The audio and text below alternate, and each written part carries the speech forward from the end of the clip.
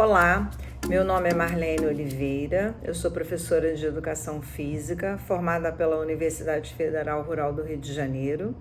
Sou mestra em Educação e doutoranda no programa de pós-graduação em Educação, Contextos Contemporâneos e Demandas Populares, também da Universidade Federal Rural do Rio de Janeiro.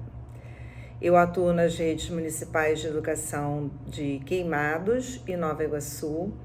Ambas são cidades localizadas na Baixada Fluminense, no estado do Rio de Janeiro. Eu sou uma mulher branca que tem estudado sobre as relações étnico-raciais desde 2014. Sobretudo, tenho estudado e pesquisado sobre a branquitude. No meu trabalho de dissertação, eu pesquisei sobre a política educacional antirracista promovida pelo município de Queimados entre os anos de 2017 e 2021. Eu sou professora daquela rede municipal de ensino. Eu nasci e fui criada na cidade de Queimados. Como eu já disse antes, é uma cidade que fica localizada na Baixada Fluminense. A partir da minha pesquisa, eu acompanhei o processo de formação continuada de professores da educação básica para as relações étnico-raciais. São professores que atuam naquela rede de ensino.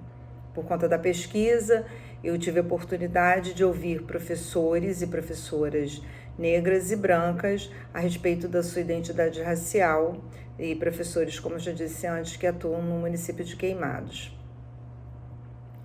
E é a partir da fala de alguns desses professores e professoras brancos que eu trago a apresentação desse trabalho, que tem como tema Estudos Críticos da Branquitude e Educação. Esse trabalho traz para sua discussão conceitos como raça, racismo e branquitude. Guimarães, que é um dos autores utilizados como referencial teórico da minha pesquisa, ele vai definir raça enfatizando como uma construção social e política.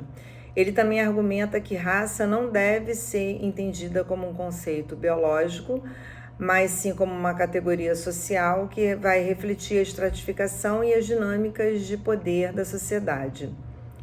Para Hall, que é outro autor que é utilizado pela minha pesquisa, o conceito de raça é visto como um significante flutuante.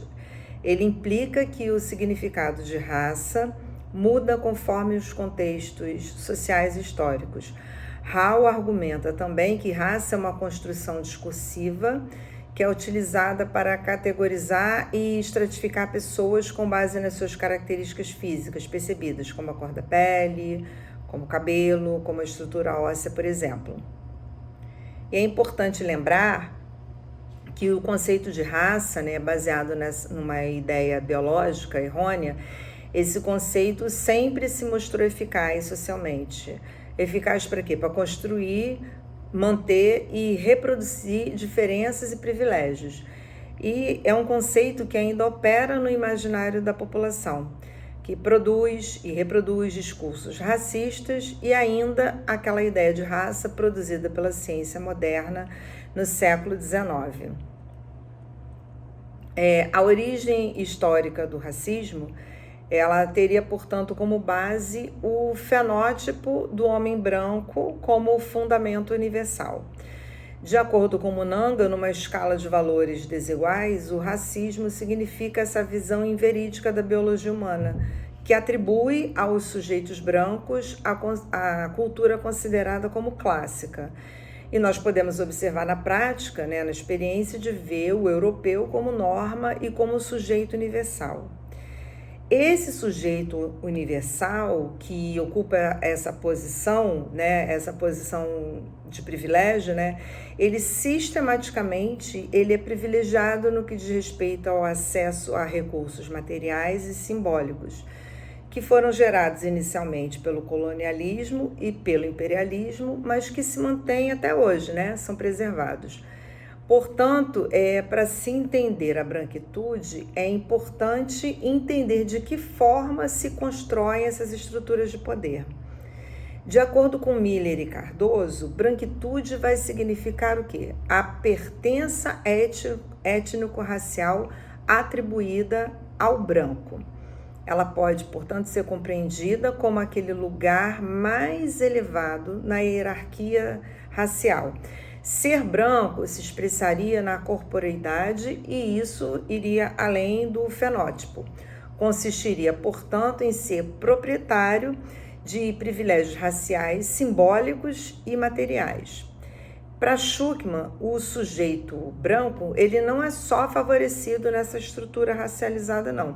Ele, além de ser favorecido, ele ainda é um produtor ativo dessa estrutura, através dos mecanismos mais diretos de discriminação e da produção de um discurso que propaga a democracia racial e o branqueamento. No Brasil, o branqueamento ele é frequentemente considerado como um problema do negro, que por estar descontente e desconfortável com a sua condição de negro, procuraria se identificar com o branco, ou seja, miscigenar-se para diluir as suas características raciais. Para Cida Bento, quando se estuda sobre o branqueamento, constata-se que o branqueamento é um processo inventado e mantido pela elite branca brasileira, embora apontado por essa mesma elite como um problema do negro, ou seja, o foco da discussão é o negro e há um silêncio sobre o branco. Onde estaria, portanto, o sujeito branco na discussão das relações raciais? Nesse ponto, nós começamos a falar sobre os estudos críticos da branquitude. Os estudos críticos da branquitude, eles tiveram início nos Estados Unidos na década de 1990.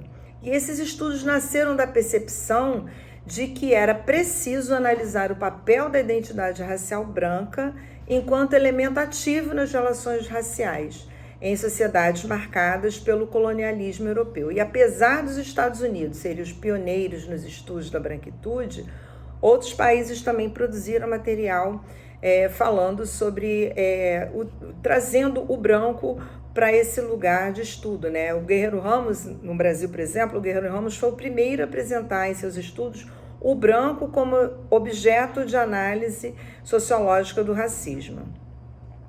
Quando nós falamos de branquitude no nosso país, é necessário lembrar da história, né, das relações raciais no Brasil, que ela é sustentada por mecanismos mais diretos de discriminação e de produção de um discurso que propaga a democracia racial e o branqueamento. Na verdade, né, uma pseudodemocracia racial.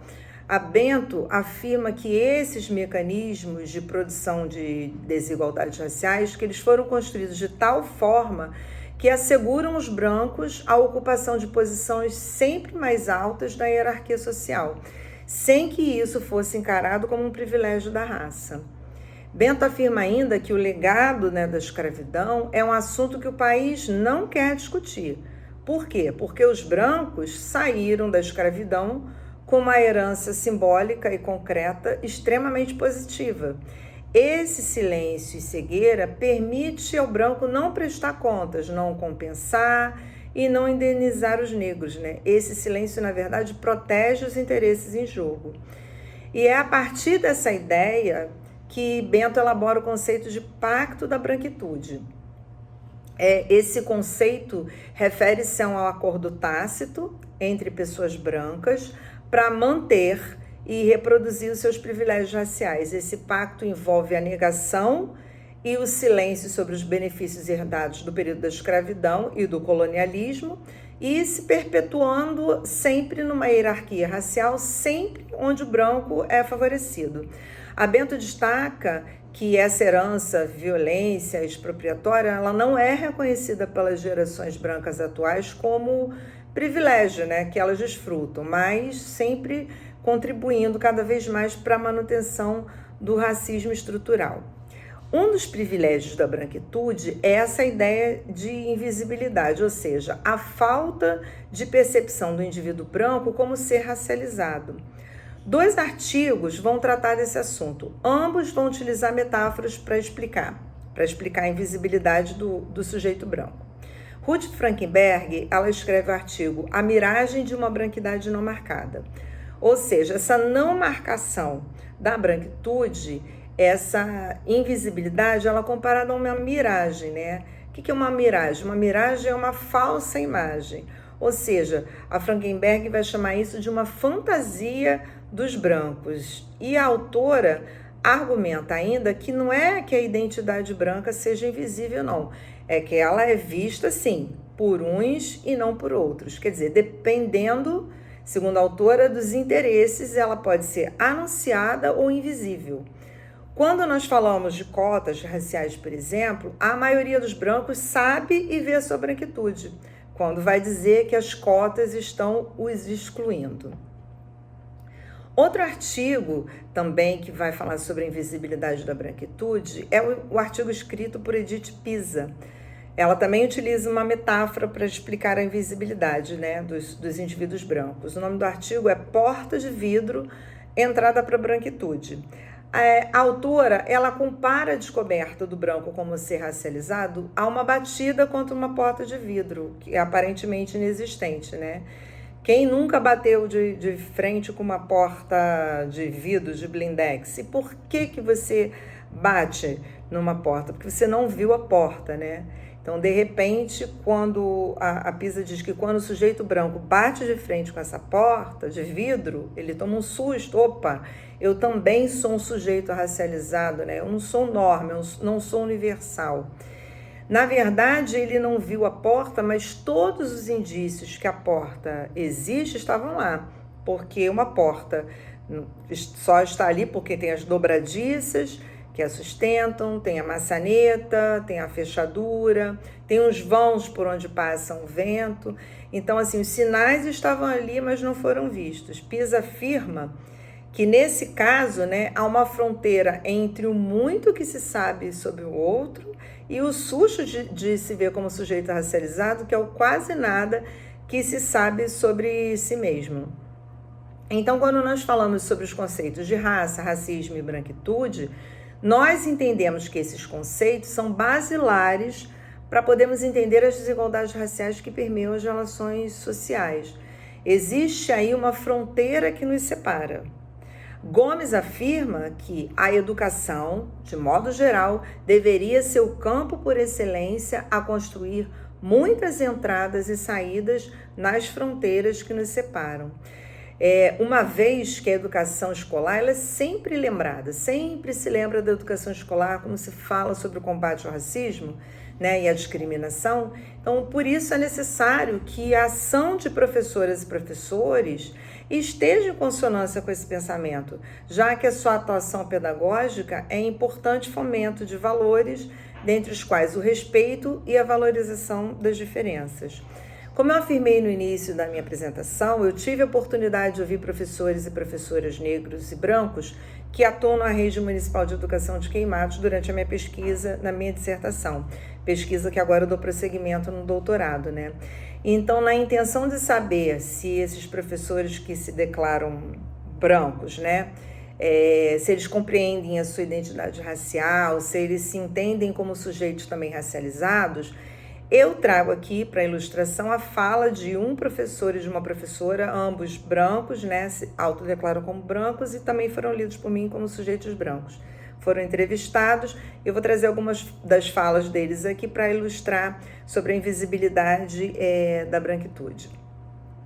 Uma observação que eu gostaria de fazer antes de trazer a fala deles é que a Pisa lembra que a racial ela é uma estratégia para essas entrevistas, quando